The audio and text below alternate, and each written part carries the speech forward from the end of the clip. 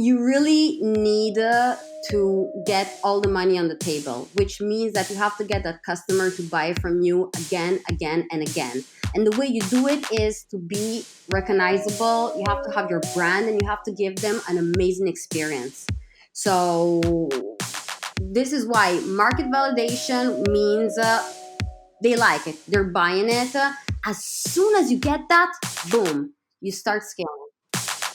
You're listening to Ecomonics, a Debutify podcast, your resource for one-of-a-kind insights into the world of e-commerce and business in the modern age. This is Joseph. I'll be presenting a wealth of industry knowledge from interviews with successful business people and our own state-of-the-art research. Your time is valuable, so let's go.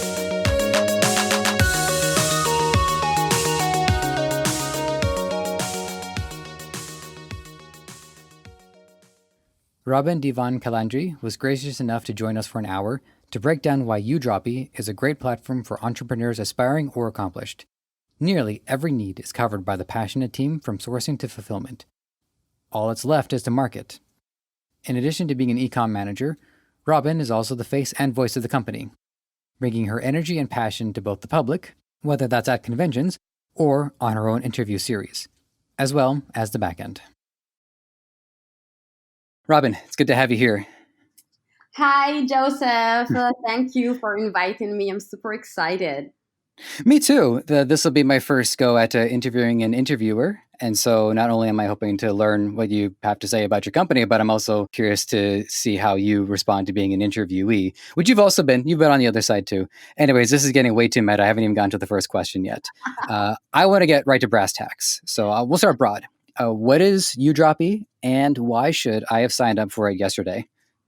Oh, I like how you how you made out this question. So, uDroppy is the solution if you intend to do e-commerce, dropshipping, or e-commerce today or yesterday, of course. It's an all-in-one solution that allows you to just focus on what you do best, which is marketing. Especially now, after the big development of e-commerce and all the competitiveness, you really need time for your business and you need to take your mind off operations. So the idea here is that you have a whole ecosystem of services. Ecosystem in the sense that there is really something integrated for any need you might have. So you just have to work with one tab open, and you just stay there. So uDroppy gives you, of course, the platform, the technology to manage your Shopify store, and you really manage it from A to Z. So the products, you have all the suppliers you can ask for because uDroppy is based on a marketplace model. So you have several suppliers you can choose from with their products. We source products, so if there is anything special you need, we can get that for you. We take care, of course, of delivery in several formulas. We give you, of course, the technology for the fast fulfillment. So having an order per day or 100 or 1,000, it really doesn't make any difference. We give you the whole invoicing system, tracking system, and all the features that you need to scale your business. Because as you know, you start drop shipping, but who starts drop shipping doesn't end drop shipping. They end having a real e-commerce. So you start, I don't know, ordering in bulk, private labeling because you want to create your own brand. Maybe you need to sell in places where you have to provide cash on delivery services, and this is what we can give you. And overall, you are assisted by a personal consultant that knows everything about your business and that has this one-on-one relationship with you and that helps you to scale your business. So as you can see, the point is once you have an idea and you know how to market your product, or at least you have a scheme, you have a project, You come to uDroppy and we help you with the rest. Now, there's one thing you mentioned in there that actually was a question that I had a little later down the line, but it's almost perfect to bring it up now because you already mentioned it about Mhm. how the continuation of dropshipping, how it might not be worth doing it. And I've got a quote here from businessdecasa.com, which I did have to translate into English. But when you have a minimum of market validation, you have to scale. And when you step up and manage to sell 100 products a day, it makes no sense to continue dropshipping. So for listeners who might be thinking dropshipping is the endpoint, which by the way includes myself, what can you tell us about the point where dropshipping needs to end and then what's taking over, which you did mention private labeling, but I want to hear more about that. Of course. So, okay, based on my experience, I have to say, drop shipping equals testing. And it's not good for anything more than testing, which doesn't mean that I am taking away any points from the drop shipping dignity, but the Mhm. drop shipping is a tool. And as a tool, you have to know how to use it. So dropshipping is perfect for the market validation. Why? Because you don't have the products. You just need to know what's the reaction of the public. You need to understand what is the right public for that kind of product. But dropshipping is, even though it's really a really simple solution, really comfortable to work in dropshipping, it's also very unstable. Mhm. So at a certain point, you need to step up from that. Plus, once you know that you're selling those 5, 10 products per day, it really doesn't make sense buying the single products. It makes sense buying 100, 200, 500, which means that you're going to pay less per unit because you're buying in bulk, and just manage the shipping. We have a specific feature at uDroppy, which is called the virtual warehousing, which means that even if you buy in bulk, you don't need your own fulfillment system, your own warehouse to import or anything. We do that for you. We keep the products at our warehouse. And we manage shipping from there. So shipping is much faster. You can start thinking about customizing your products because you're ordering in bulk. So you can start, putting your own logos, doing your own packaging. But it's really it's gradual. Mhm. Dropshipping is the first step. Of course, then at a certain point, you can really, start importing and, scaling up a store. But the thing is that having an ecom manager, like that's one of the advantages of having an ecom manager, because since they're working side by side with you, they tell you when it's the exact moment, and they help you to understand also in numbers why it's worth it. They tell you when it's the exact moment to start scaling your business, and yes, start working in bulk, start private labeling, and just kind of started to let go the drop shipping model and go more to a whole e-commerce system. I'm not even sure I'm going to get to question two because as you're describing this to me, it's just like there's so many things clicking in my head. One of them is that market validation hasn't quite clicked, and listeners, we're as I mentioned to you before we're recording, well, a Yeah, lot of us we're getting into it. I know that's where I am.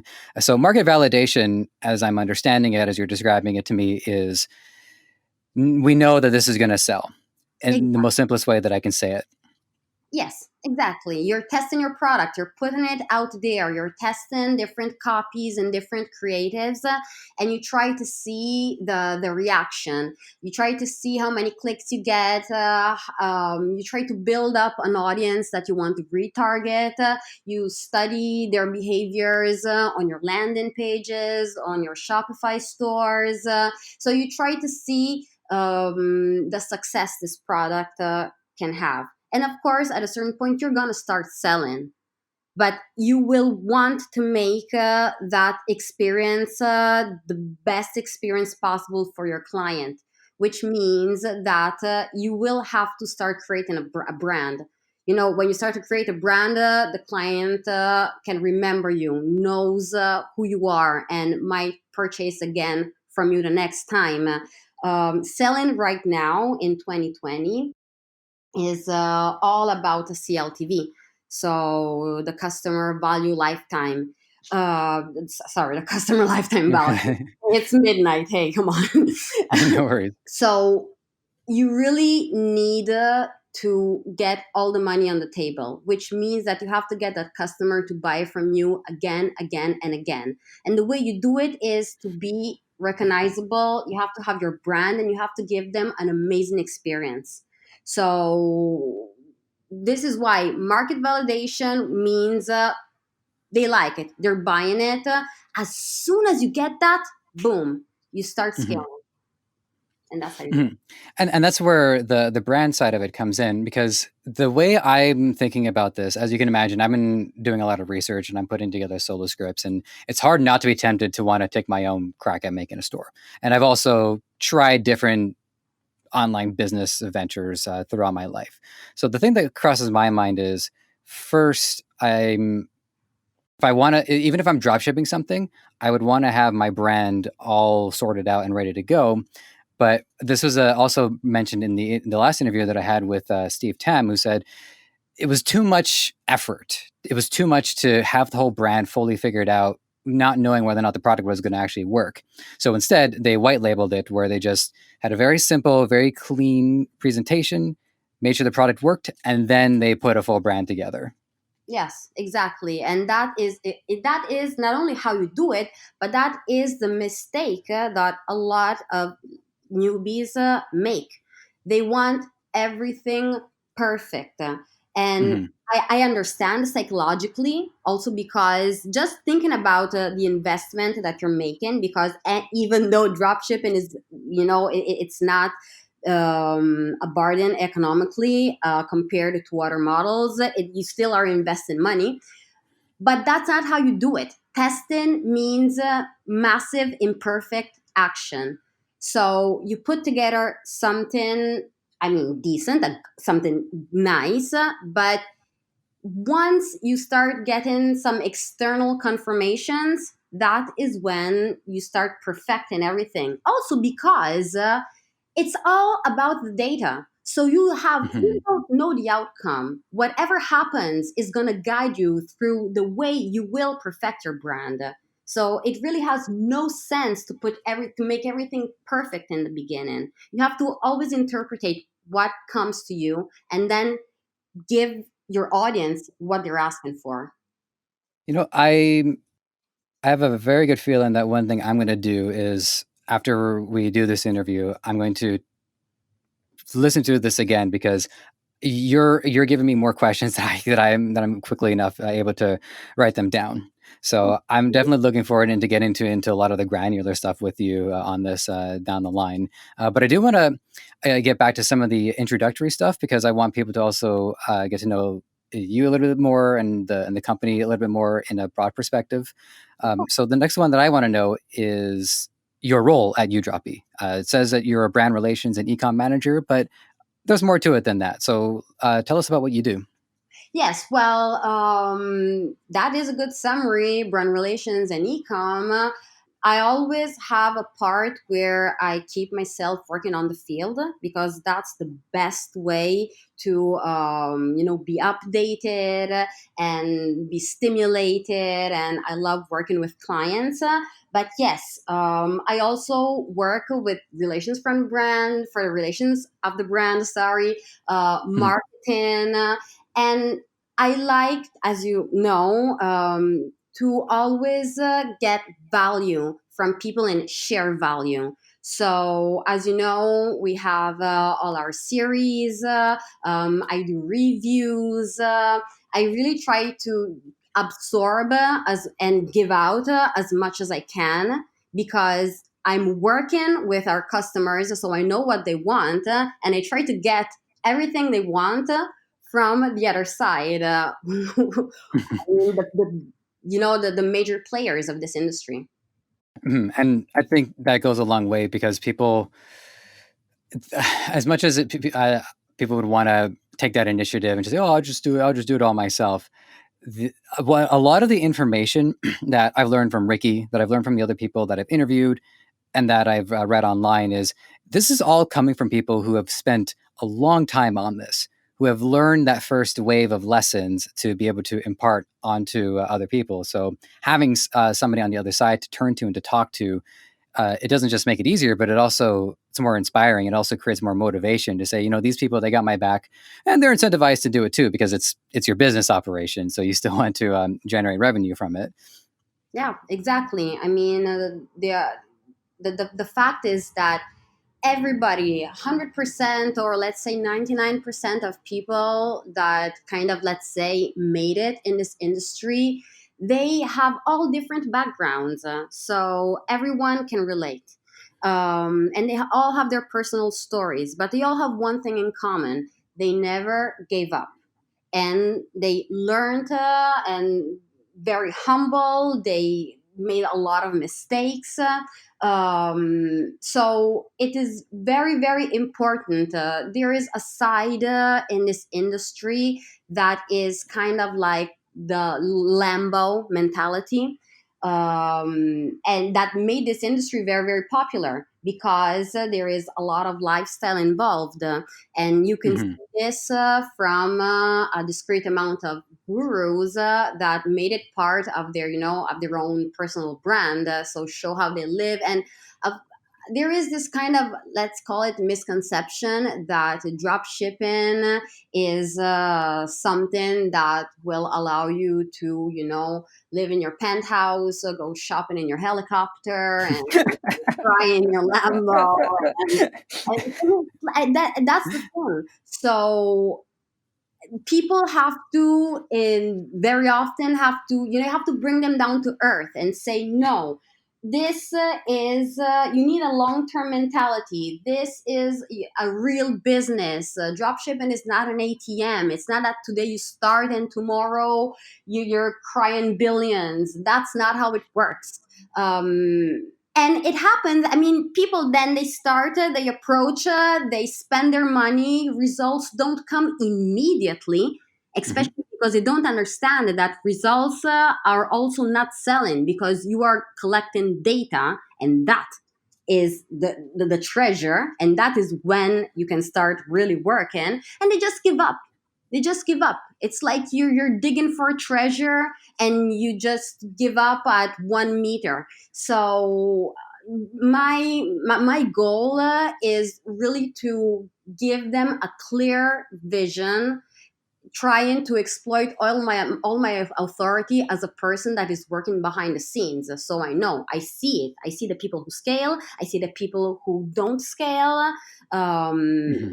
and I try to, transmit this kind of mentality. Well, I come from a from an arts perspective. Like I've tried to get into doing comedy earlier on, and I usually wait until I make my guests laugh until I point that out. So that was good of me. And there's a it helps to have a good carrot in front of you, because I think for a lot of people who made it through, it was difficult, but they can see the end goal, which is I can make quite a lot of money. I can, and it wasn't like you say at helicopter shopping, which is going to go on my bucket list, but for a lot of people, it was they weren't in a good place. They needed to pay off their debts. They needed to help their parents. They who maybe just had to sell their home. A lot of the people who came into this and who did well were people who really who needed it, and were driven because the options around them, they could have the same amount, they put the same amount of money and energy and sweat and blood and tears into something that would pay a fraction as much. And the reason why I bring up my own experience in comedy is that the carrot there was pretty genuine. Like there are HBO specials, people can do clubs, but everybody knew that only one performer out of 10,000 is going to be like a guy who can sell out a theater, who can sell out a stadium. So Yeah. for a lot of people, the passion really was the motivator, and there was an understanding there. And I guess that understanding is a little bit harder to convey in an industry which there's a lot of money to be involved. But the premise that I've established this show on is that doing this is about being a problem solver, and the Yeah. more you scale the solution to the problems, the more you're rewarded for it, as you should, because that's economics. Yeah. Exactly. And the point is that it's not one out of 10,000. you can really make a lot of money. And I have seen customers making a lot of money. It's just a matter of having a method and having the right expectations and working really hard. So it's really just a matter of approach and Mhm. solving the problem, yeah, of course. So let's get to this next one. From what I saw, you were involved in the company early on. I saw a picture of your company and you were in the beta phase. So how did you get involved into the project? Yeah, actually, I was the first person that they hired. Number one, number zero. I don't know. Well, yeah, it's kind of a funny story because it was like a bet with myself. Didn't know in the beginning if it would have been a clever thing to do or a good experience. I was just very attracted because you have to know I studied legal informatics and digital forensics in university. I got my bachelor's degree in that, and I specialized on something that is the opposite of the whole philosophy and the whole method behind affiliate marketing, which is privacy. So that was one of my things, and I was really good in that. And I mean, all my biggest accomplishments in university and after were in this specific field, privacy of the consumers, of course. So it was always I mean, I knew very well the environment, but from that side. So when I started working with uDroppy, I used to always say in the beginning it was like working for the enemy, thinking that I was, working with people that Hmm. exploit personal data. But it was really interesting, going on the other side. I was really hungry for that kind of to learn what they do at the other side, and I also wanted to bring my contribution for what I knew and what I knew about customers, and then the whole thing evolved, and here I am. Hmm. Basically. Well, I mean, like I said, I come from the arts, and so when I started working for people that make money, that's the artist in turn. That's the artist for working with the enemy. Yes, so you understand, but it's still so there's You got a paycheck, a you can salary. Ugh. money. Oh god, so yeah, you understand. Yeah, but it's a good mindset to have. So, not that this is about me, this is about you, but I the big change in my perspective was after I had lost a sales job that I was good at it, but there was disagreements with management. And so I said, you know what, forget. I'm just going to make up my own job from scratch, which is how I got into podcasting, which is what led me to here. And when I started freelancing and I started having to kind of run the operation myself, that's when my mind started to change a lot. I started to understand things from a different perspective because before that, I didn't understand profit margins. I didn't understand buying things at cost, selling them at markup. I just didn't get it. So, one takeaway for people listening is that if there's an opposite side to something, it would help to hear what they have to say because you never know what you'll learn from it. You don't have to switch sides, but you'll probably learn something. It will make you complete after all. And I mean, you had the good push because you had the necessity. And yeah, I can kind of relate to that because what pushed me to step into something that was the complete opposite of everything I had done so far was the fact that I was kind of stepping back into working. I just had my daughter, and she was like 2.5, and I hadn't been working since she was born. So I was like, okay, let's do this, and I just did it like this. But that was Mhm. that was a big motivation, let's say. It also gave me the strength because being opposite, you also have to work a lot on your head. You literally have to break your brain to understand certain things. So that really was motivating for me, I have to say. Congratulations on being a mother. What did you name your child? Miralen. Miralyn. Miralen. Oh, Man, I would have been. I don't know why. I was under no circumstances would I expecting like a Western name like Stacy. I was certain it was going to be a beautiful Italian name. So, yeah. good on that. We invented the name actually. Miralen is not. It's not. It's we kind of invented the Oh, name you invented. Okay, it did sound Italian. because I pronounce it. The pronunciation perhaps is Italian. So Miralen can sound Italian, I guess. Mhm. A beautiful name, regardless. Thank you. You're welcome. So you are also an interviewer yourself. You do Grand Venture Heroes, which I understand is like sometimes it's no, it's the video series of Grand Venture Heroes, but there's also another version of it that's text based. Yeah. What I appreciate is your characterization of the guests as heroes. So, where did the idea come from? What's its goal? And most importantly, is what makes them heroes? Well, so as I said, the goal here is to talk with, yes, big players from the industry that started from a situation that could belong to any one of us, but then they really hit the roof and hit the sky and hit the universe. So that's the reason why they're heroes, because oh, I'm sorry for motorcycle. It looks like I live in the middle of the street, but I actually don't. I'm in the middle of Milan, and people drive like crazy, especially It's now that nobody's going outside because of COVID and lockdown. Anyway, so sorry for that. all Um, good. so the point is that everybody who starts doing e-commerce starts a grand venture, and it's made of ups and downs and all kinds of rough or less rough turns. So the point is that if you get to the end of it, or you get at a good point, you actually are a hero, because you will have to. It means that you have faced a lot of difficulties. I mean, you mentioned Ricky earlier. He is a hero as well, and he is one of my heroes. And he is one of these people. He started and he didn't succeed immediately, and he just hit the nail and went on and went on and went on until he found his winning product.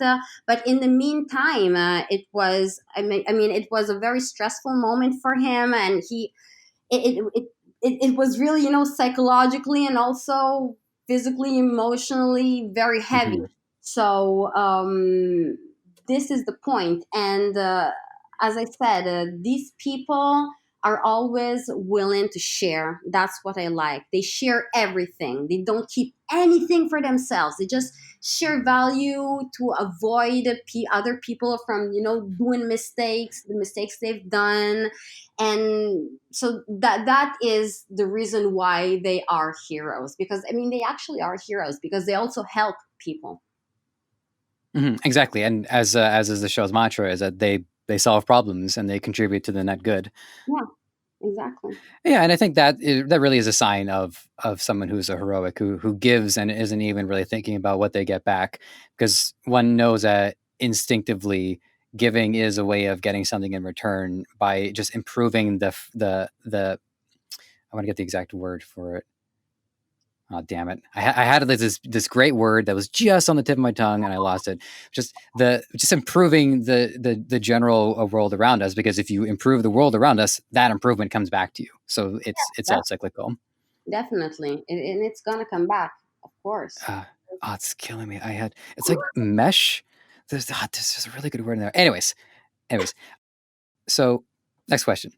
Uh-huh. Do you have a? I'm going a little left field with this one, but we also have some stuff that we want to know about you as well. You have a knack for being on camera. Have you always had a performative side to you? Actually, yes, I did.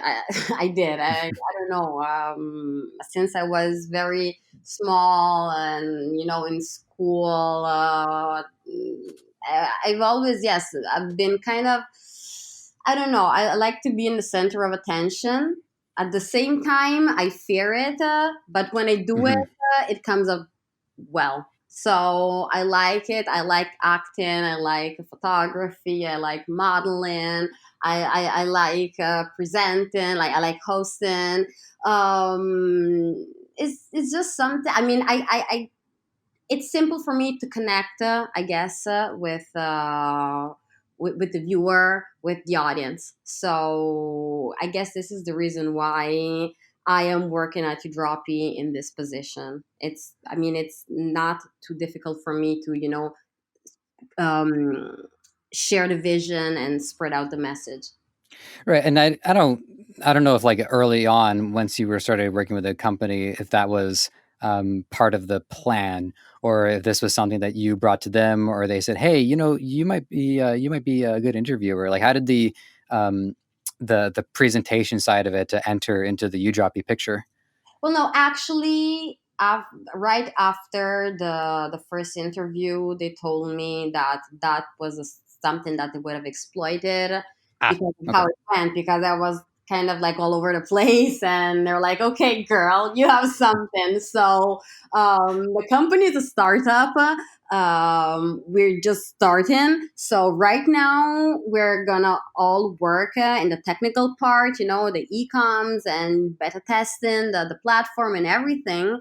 But of course, when the brand is gonna start growing, if there is somebody that can speak, that person is you. So, and that's exactly what happened. I started doing little things, and then more and more and more, and now it's like this. Now I work a lot talking to the public, definitely. Mhm. Yeah, I mean, what I can say from just from Debutify is that I definitely didn't pitch this idea to them. They they put the pitch out, and they brought me onto the project because these people, they're doing their research. They know what are all the different channels and all the different avenues, preparing for YouTube, preparing for social media, preparing for podcasting. It's fascinating seeing how other sides of it, the performance side of it, is something that the business side of it is keeping in mind, because there's a great need for presentation. There's a great need to communicate ideas, and not just to communicate them, but to communicate them in the way that people resonate with and they enjoy. Exactly. Hmm. Exactly. Well, they made a perfect choice. As I told you earlier when we started this call, I was like blown away just from your voice. You didn't Oh, even thank you. have, you had to say hi, and I was already, whoa. So, and you're really good at it. So, yes, Oh, it was thank you. a choice, I I definitely. appreciate that. Is this like I never been to Italy, but I wonder if I would just walk around and everyone is just complimenting each other. Ah, your car is so beautiful. Ah, your shoes. Ah, it's so beautiful. Is that am I Uh, close? I don't know. It depends. If you're in traffic, no. Okay. But no, no, no. It's I really think it. I like your approach, and your idea, your goal was to represent who is approaching the industry, and you're genuinely doing it. I feel like I am talking to somebody that is working with you, Droppy, and that has these Mhm. legitimate questions. So that's why I'm saying that that's the goal, and you're smashing it. Oh, thank you. Our cameras aren't rolling for these, by the way, which is just as well because I'm not completely beat red, but there's a transitional period. So I wanted to ask you a little bit about your. This is going to be like an experience question from your perspective, Mhm. because I born and raised in Canada, and my running joke is that Canada is basically the United States wearing a helmet. So, and I don't know very much about European culture, not having any experience. I don't know much about Italian culture from the experience side of it. But to tie this into an e-commerce podcast Yeah. is over time, how would you characterize Italy's relationship with the changing innovations that, say, Silicon Valley would adopt right away? Because like Toronto, New York City, although they're going through a little hard time right now, but these metropolitan cities are at the cutting edge of whatever the cutting edge is. But I'm wondering how things were in Italy. So what you mean? How is e-commerce in Italy right now? Well, yeah, we should say specifically about e-commerce, but if it's better off you're answering that in general, because it might paint a better picture, like how Italy took to the internet, how Italy took to smartwatches, along those lines. Okay, well, I mean, globalization, of course, includes Italy, includes Europe. Overall, people here are less wild when it comes to buying online compared to the Americans, for example. But this is just because e-commerce and I mean the buying culture and also the payment method like all the credit card system is really brings the American public to buy a lot, so it's Hmm.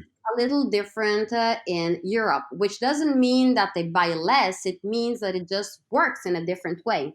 So in general, and especially in Italy, where, by the way, drop shipping is a thing, it really is a thing. Hmm. um, People see things on the internet are exposed, but you have to understand how to send the message and how to trigger them into buying. So when let's say when you start advertising a product, and you generally do it in English. When you start translating it, you also have to understand a little bit of the culture. Try to understand, because what works in Germany might not work in Italy. Hmm. There's a very big fragmentation. But once you do that, once you understand that part, you start selling like crazy. Another thing you have to understand when it comes to Europe, especially when it comes to Italy, but also Spain, Portugal, Greece, so like the southern part, and especially the eastern part of Europe, is that if you want to sell online, you have to allow people to pay after delivery. So you have to have a cash on delivery, Ah, okay. for example. If you don't, you're losing a lot of money. So, like a system like uDroppy is good because we know these things, we know how it works. That's why you have an ecom manager. Because if your project is to sell, let's say in I will say Portugal, for example, just because like Portugal and Hungary are two countries where right now e-commerce is really going crazy. If you start selling because you know that the numbers are good, and you don't know about cash on delivery, you're gonna have a really hard time selling, and you will never know why. And the reason is that you really have to know these places. The same thing for Italy. There is a very low credit card penetration here, so you're leaving on the table 13-20% of your revenue if you don't integrate cash on delivery. When we're talking about Eastern Europe, you're leaving a lot more money on the table. There are certain countries, like in Romania, you can't even start selling if you don't have cash on delivery. So the point is that Europe is, yeah, there is a fragmentation, but it's also less saturated. So it maybe takes more time, but once you know how to approach the market, ooh, you're Hmm. yeah, it's party. Hmm. From my just from earlier today, while I was on Facebook for a little while, I'm scrolling and there's plenty of products, and now I look past the veil. Now I understand, what's going on, but it doesn't stop me from being a customer. So I just bought this sleeveless sweater with a hood and a mask, and they said, "Yeah, you can wear this to the gym. It breathes easy." I'm like, "Yeah, wear it to the gym." Okay. Yeah, that's totally why I got it. I don't just like red hoods because I like to cosplay or anything.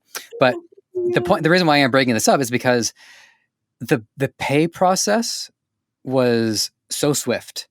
Um, my credit card details were already saved into the web browser, so I just had to enter J, and it says, "Oh, you're okay. You're Joseph Ayani. This is your address. This is your postal code. These are your likes and dislikes." And so I click it, and the whole thing just fills out automatically. Oh yeah. Now, I've been burned a couple of times. One product that I mentioned in other interviews and on my solo episodes as well is a product that was called Hands Free Bracket, which was this thing that was both you can put like a tablet into it and then you can move it around freely. Well, not only did I never get it, but the website just went down. The reason why that doesn't scare me is because I know the credit card companies, they're so large and they have such infrastructure that they have my back. And they did. They said, okay, well, we'll just send you back the money and then we'll do an investigation. And I said, can you tell me what are the results of the investigation? Because like, are you gonna go to the hands free bracket HQ and arrest people? But so there can be like an overdoing it to the point where people are now we've kind of like lost our ability to control our impulses and we're just purchasing things. So it does sound like there is a lot of progress made, but maybe it's a little bit more of a cautious progress where there's just like more steps involved. Cash on delivery is just it's a smart move. It's yeah, maybe if you don't mind, I'd like to see the product first before I pay. If you don't mind, if I'm not asking too much. Yeah, well, it's that is something that belongs to Portugal in particular, like the Hmm. philosophy of seeing the product. The reason why cash on delivery is very popular is because there is no credit card culture as in the US here at all. I mean, credit people just pay cash, and not everybody has an account, and they connect to the card, and that's already too much for a lot of people. um, Hmm.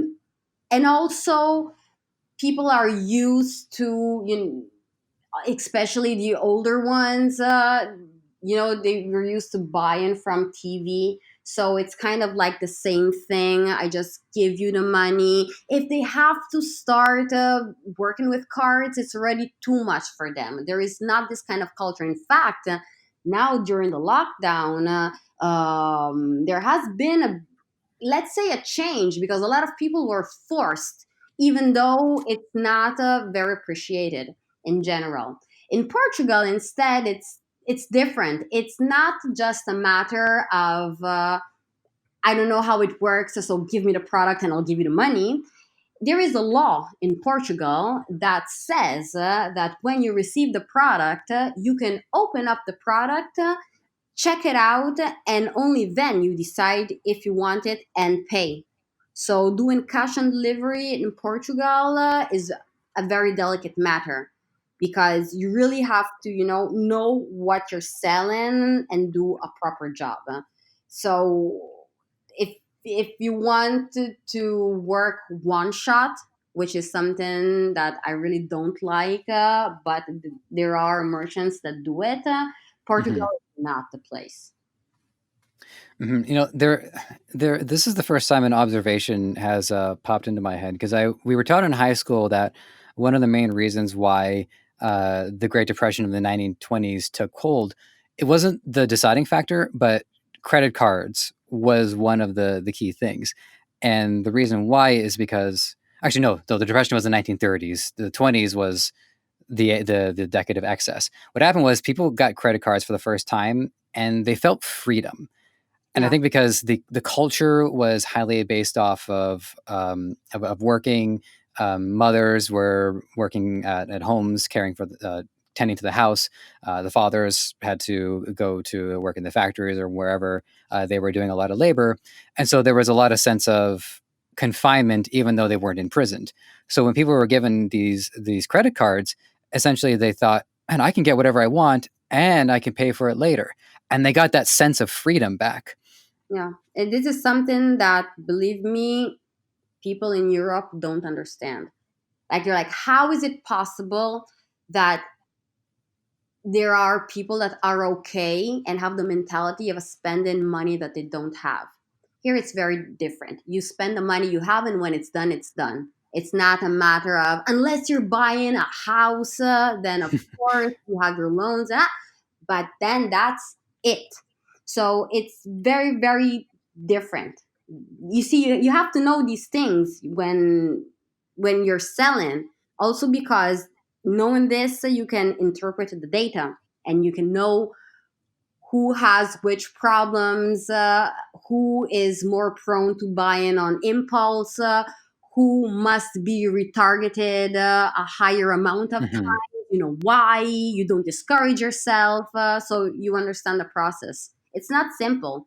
You really have to, make your own homework. This is why I'm saying that the Lamborghini culture for dropshipping isn't working, because who thinks that really you just go and make a lot of money and you run away with the money means that they're not considering that you all also, have to make your homework. Hmm. I hope maybe at one point, just in keeping with our theme of both sides, at one point we can end up having an interview with someone who's had that experience, just to find out what actually happened. Because I do think it's happened where some people, they just lucked out and they managed to make a bunch of money. But I don't think it's as common as it's made to, as people are led to believe.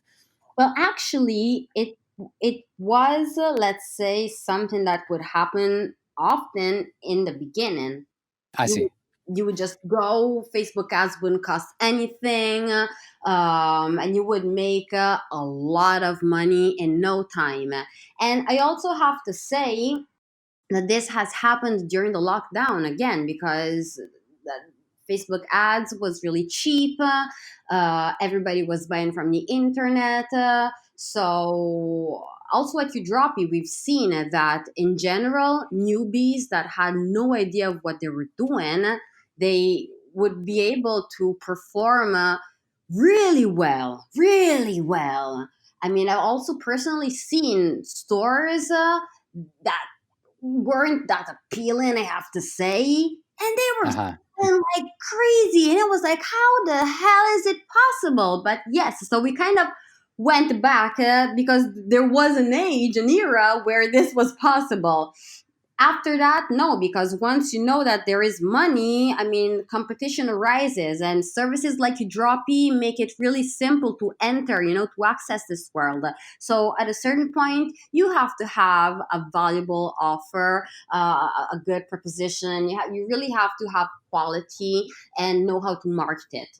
But yes, during the lockdown, I've seen, several cases that brought me back a good 5 years. Mhm. Well, if anybody listening relates to this experience, feel free to reach out to either of us. Do Yeah, both shows. Yeah. definitely, definitely. Always Excellent. white hat though, huh? Pardon me? Always white hat, so always legit. Huh? Okay. Okay. I hear that. All right. Here we go. Next one. This is going to be another gear shift. So your company, along with yourself, you're present at a lot of conferences and talks. And I'd love to ask about the conferencing circuit, which is Yeah. why I will. But this year has not been a good year for doing things in person, to put it mildly. So let's rewind to 2019. Yeah. What events do you get to be a part of throughout the year? Well, of course, Affiliate World conferences, which is these are the conferences from the Stuck That Money group. So they are like the pioneers of affiliate marketing. They are the one that made it a thing that practically built all the culture on affiliate marketing and on e-commerce from there, and drop shipping, etc. So they have two conferences a year, one in summer in Barcelona, which is Affiliate World Europe, and then they have one in December, which is Affiliate World Asia. And yes, we go to both because that is the event. That's where you meet everybody. That's where everybody does the networking. And I'm not talking just about me like uDroppy, but everybody who has started. I mean, like the single person that wants to invest, just go to these events. And what I like about these events is that the day before they start, there is She-commerce, which is a day totally dedicated to girls in e-commerce, of course. Hmm. And it's an event super full of value that focuses on aspects that are very close to women working in this industry. And it's amazing. So the guys from Affiliate World Conferences, they did a great job, and I totally recommend anyone to go there, to go to the show, go to the booths, go to all the speeches, to every single thing that they organize. Of course, the parties are amazing. Of course. Yeah, they're really Yeah, I might have seen some pictures of some hotel rooms. Yeah. Mama, they're super wild. But the point is that the value you come home with is you can't quantify it. It you go there and you get those information that actually change your life, change your way of working, and then you just have to go back again and again and again because it's really an investment. Other conference that I really love and that we go to is we go to the European Summit, TESS, which is they do it in Prague and in Lisbon, so always in Europe. But this is more for the adult niche, let's say, and gaming. So it's more specific, but in terms of personal brand, then there is a lot of e-commerce and services. There is a lot of e-commerce going on there, so that's the reason why we go.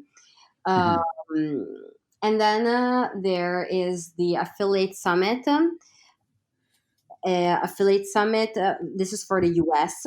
They have one in Vegas. We always go there, which is another huge one, beautiful, well done. And they do one in Vegas, one in New York. The I prefer the one in Vegas, and that is the place to go to cover the rest of the world for us. Like once we go there, we've done it all. And of course, we do go to the ones in Italy. So we Mhm. have affiliate expo here that is growing, and it's very specific for the Italian market. So yeah, it's a lot of conferences. I'm sure I'm forgetting something, but yes, these are the main ones. That's incredible. I mean, it sounds like a heck of a good time from a learning perspective as well as a unwinding perspective. Yeah, yeah, definitely. I mean, when you're there, you just wish you could like duplicate yourself, triplicate, and just go everywhere to all the classes. And the fact is that, and this is what I love from this industry, that all the superstars, the rock stars, they're all super, super, super friendly. So you can really go up to them, and you just go up to an Ezra Firestone, you go up to an Ernest Hepps, you go up to, I don't know, whoever, to a Town Brother, and to Tim Bird, to whoever, and you're like, dude, you're amazing. Now let's talk about some things. And they're super friendly, and they give you their insight, and they give you a lot of super valuable information, and you have stars in your eyes, and you go home and you change your business. So that those are the places to be. Seriously. I believe it. All right. So, I'm not as much as I'd love to hear you describe more about the hotels, and I suppose the information side of it too. I'm going to switch gears on us again. So, this was I picked up a couple of things from Instagram. I'm finding Instagram is a really good place to learn more about my guests, just because it's chunks of information. Sometimes there's videos and images. So, one of the things that I picked up from your Instagram is that you talk about how Shopify went from being a store of its own, and then over time it turned into an e-commerce platform that we know today. Have you experienced any of your users coming in thinking they're going to be one thing and then it transformed into something else? Well, yes, in the sense that once they have the method and they see that things work, they just start going crazy. So I mean, the sky is the limit once you understand, how to do things. So maybe they come in with specific revenue goals, and then they're like, oh no, you know what? I'm gonna hit the million, and I'm gonna do Mhm. this, and I'm gonna do that. So maybe yes, it's more from that point of view rather than changing the system. But it's like once you have the method, then you just continue testing products or building more brands and see what can work out. Fair enough.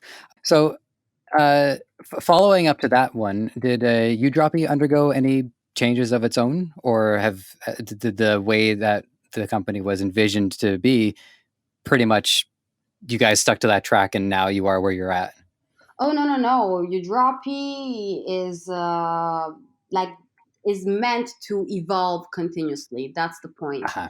because we adapt to what the e-commerce industry will become. It's always a matter, like our clients have to always be one step ahead of competition. So we have to understand what the industry will become and adapt to that. So today I am presenting uDroppy as a marketplace, but the marketplace model wasn't something we embraced since day one. It's a very recent change because we have seen that right now, when in terms of B2B services, this is what a drop shipper would want, even if he doesn't know. But we know that in terms of um, choice, in terms of having something, quick and neat to exploit, in terms of price transparency, this is exactly what they need. And this is just an example, because also our features, the features that we have, and the way we work, it continuously changes. We have a lot of meetings where we sit down and try to understand what is the best. And what I love about this company is that there nobody is afraid of saying, okay, let's erase everything and redo it from scratch. They don't Mhm. care, because if this is a company built from drop shippers, for drop shippers, by drop shippers, for drop shippers, and you can totally see it, because it's always a matter of giving, the best to the clients, to our clients. So yes, I have to say that uDroppy has changed a lot during the time, and will change, and we will integrate more features. We're gonna eliminate the obsolete ones, but it's really part of the game. Mhm. And you guys are you have a commendable level of ambition, and I say that because another one of the images I picked up from your Instagram. So there's 6 panels from left to right. It's Apple in a garage, Google in a garage, Amazon in a garage, Harley Davidson in a shack, Facebook, and I what I think is a barn house, but I'm not 100% sure. And then you guys and your starting point, which was a conference room. So what are uDroppy's big picture goals? Well, uDroppy is really aiming to become the the company that will bring democracy to the e-commerce world. Like that's the problem that uDroppy is solving, and that will solve even more right now, because right now the scenario has this kind of dichotomy where we find marketplaces on a side, and on the other side we find single shops. Now for that side, we've seen that Shopify is really taking over everything, because they were the first ones to give a very simple front end solution. So everybody who wants, to build their own business and not to depend on a marketplace, they just go for Shopify and scale with Shopify. But the point Mhm. is that once you have the front end, you need a back end, and you need a good one, because okay, you have the store, but who's going to give you the products? And is this person reliable? What if you have problems? And who's going to take care of the fulfillment? And what about the invoicing? And what about private label, and etc., etc.? So the democracy is that really if you have your Shopify, it doesn't mean that you're going to succeed, because your business isn't fixed when it comes to the rest. uDroppy wants to fill in that gap. This is why we always try to understand and give the solutions, in order for who has a Shopify store to say, okay, I have it, and now I have the same weapons of my competitors on Marketplace, and now I can sell my stuff. With the difference that they are on a marketplace, so they will never be able to scale their business more than X, or at least right now. I don't know if you've seen Jeff Bezos at the Congress. So they have their own problems, but who builds their personal brand doesn't have. They really have their own business, so they can scale it as much as they want. They can really establish their own brand, and we give the proper support for this. Excellent. So I've got one more question for you, and this is going to be an engagement question. So for people who are motivated and they want to get started with uDroppy, let's just say hypothetically that all they've got so far is their domain and a Shopify account. They're going to come to uDroppy and they want to get started. What are they going to expect? And what would you recommend they have ready to bring to the table? Well, they have to have an idea of what they want to do. So they have their domain, they have their Shopify, and they should have, of course, a little bit of marketing experience, because you have to know how to push your product. You have to have a good mentality. I mean, like a long term mentality. I will never stress enough this point. And then, okay, that's it. When you start working with uDroppy, you work with an ecom manager, as I said. So it's really your personal consultant.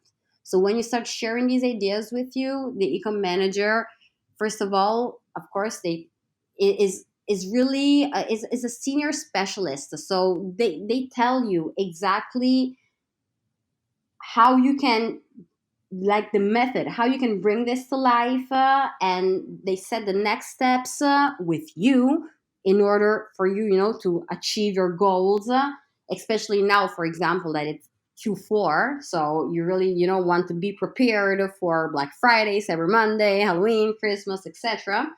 And you just start working, and that's pretty much it. You go on the platform, you have the products, you push the products to your store. You don't find the product, you ask for it, we find it for you, you push it to your store, and then you just start marketing. It's really, let's say, just as simple.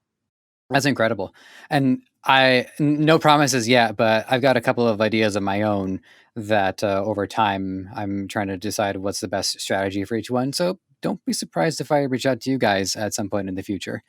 Damn, you really should, Mhm. especially because, I mean, you could also, share your experience after that, and especially, how it is working with an ecom manager, because it really, really makes a difference. Among all our features, the ecom manager, I see that is, I mean, we have several plans, and you really, when you compare the results of the people that work with an ecom manager, they're incredible. You really do in 3 months what you would usually do in a whole year, or a little less. So definitely, I'm waiting. Well, the beauty of it is that there's no conflict of interest here because Debutify has a very distinct edge, and it doesn't get in the way of what you guys are doing, and you guys aren't getting in the way of what Debutify is doing. It's a cohesive picture where these different businesses and services are working together to solve our problems so that we can solve problems for others. Yeah, yeah, and I mean, I've always said that we kind of complete each other, because I mean, we love the Beautify, and it's not a mystery, because we openly talk about the Beautify, because it really helps our clients and it helps us. That's it. It's so if it works and it allows them to make money, it allows us to work better, and it really is like this. So I've spent a lot of time on the Beautify, and in the beginning it was because I needed to, understand, and I did a review and etc. But then it was because it was having fun, and it was amazing. So yeah, definitely no interest conflict or anything, but it's like genuinely two companies that were built from people that come from this industry and that said, you know what? If I had to do that, I would do it like this. And they just did. So that's perfect. Excellent. Just because I owe a great deal of gratitude and debt to Ricky for bringing me onto this project. I'm going to run it past him first, just to make sure he's cool with it. I don't see why he wouldn't, but that's the kind of guy I am. So, hey, Ricky, if you listen to this episode, let me know if it's okay. If not, I'll message you on Slack. Okay, Robin, it's been an absolute treasure. I hope we get to bring you back because, as I said, there's a lot of stuff here that we didn't get to explore. That once I gain more experience and I can get into the more granular territory, I would look forward to continuing on the conversation with you.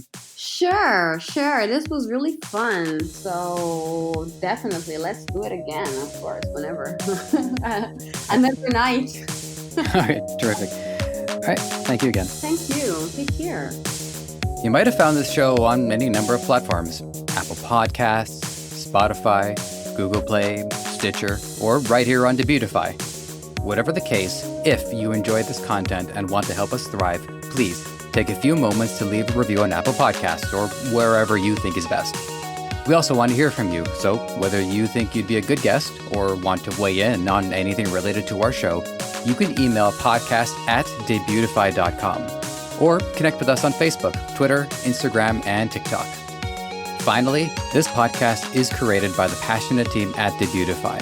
If you're ready to take the plunge into e-commerce or are looking to up your game, head over to Debutify.com and see how it can change your life and the lives of many through what you do next.